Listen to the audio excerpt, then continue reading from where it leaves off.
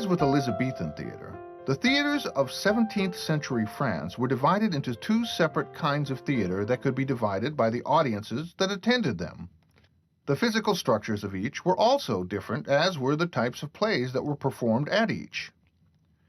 The two types of theaters that dominated 17th century France were the court theaters and the public theaters. Similar to the private theaters of Elizabethan England, France's court theaters were meant for a more elite audience member.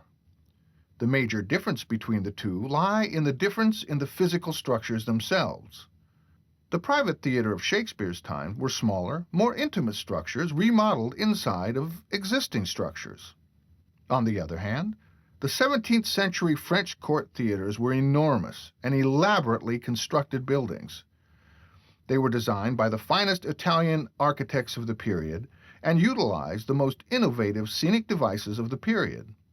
They borrowed from the Italian theaters in that they utilized the proscenium arch to accommodate perspective scenery. Elaborate and expensive scenery was used in these court theaters. After all, the court theaters were designed to impress the ruling classes of 17th century French society, most notably King Louis XIV himself. The court theaters were Louis's pride and joy, and he attended them regularly. In fact, Louis would sit on the stage to view the plays, operas, and ballets of the court theater so that the audience could witness his patronage. In fact, he had his own grand court theater in his palace at Versailles. A notable and enduring court theater of 17th century France was the Palais Royal. The Palais Royal was built in 1641 and was originally called the Palais Cardinal, named after Cardinal Richelieu, in whose palace the theater was built. It was the first theater in France to have a proscenium arch. After Richelieu's death the following year, his predecessor, Cardinal Mazarin, brought the famous Italian architect Torelli to remodel this court theater to accommodate grand opera as well. It was after this remodeling that the new court theater was called Palais Royal.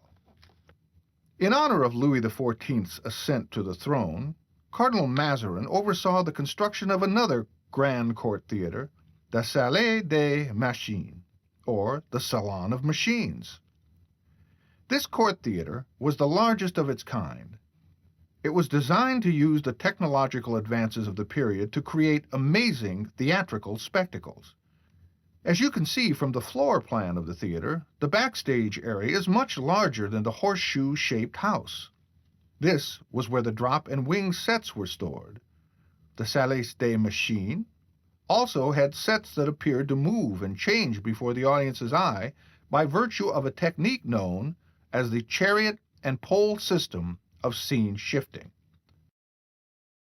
Eventually, Louis turned the court theaters over to acting troupes who performed for the general public for months at a time. The public theaters and the court theaters became a hybrid, using the best of both worlds.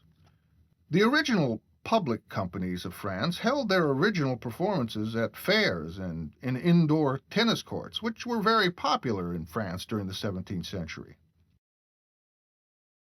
Where the court theaters produced extravagant theatrical spectacles as well as opera, ballet, and music in the classical style of the Italian Renaissance, the public theaters borrowed the commedia dell'arte from the Italians. In fact, many of the original commedia dell'arte troupes from Italy performed in the public theaters of 17th century France. Eventually, French acting companies began to produce their own versions of the Italian-style comedies. Like the commedia dell'arte, the 17th century French theaters were performing plays for the general public rather than the elite of the French society. As a result, the plays performed were simpler in their appeal. Of the public theaters of 17th century France, perhaps the most popular were the Hôtel des Bourgogne and the Théâtre du Marais. The Hôtel des Bourgogne is often cited as the first public playhouse built since the fall of Rome. It was originally built in 1550.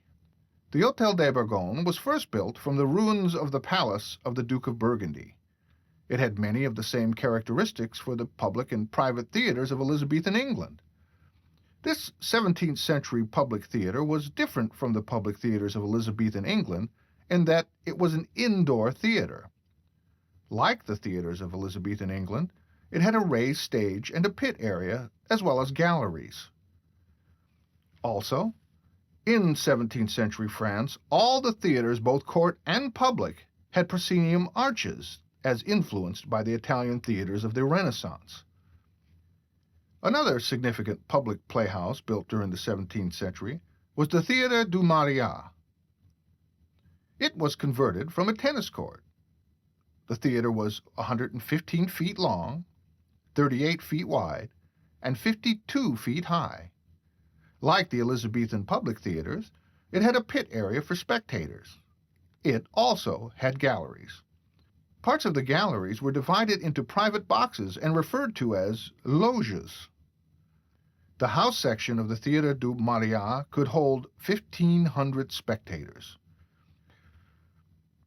The Hôtel de Bourgogne was remodeled during the 17th century in order to compete with the Theatre du Marais. The galleries were remodeled into a U shape to prevent sharp angles. This helped with the sightline for the spectators. The stage was 45 feet deep, 40 feet wide, with a tiny 25-foot proscenium arch opening. The court and public theaters of 17th century France made significant contributions to the art of theater. First, we see the institution of the proscenium arch theater space that was introduced by the Italians during the Italian Renaissance. In the public theaters, we see a theater that appeals to the masses rather than the elite of society. In the court theaters, we see a taste for theatrical spectacles.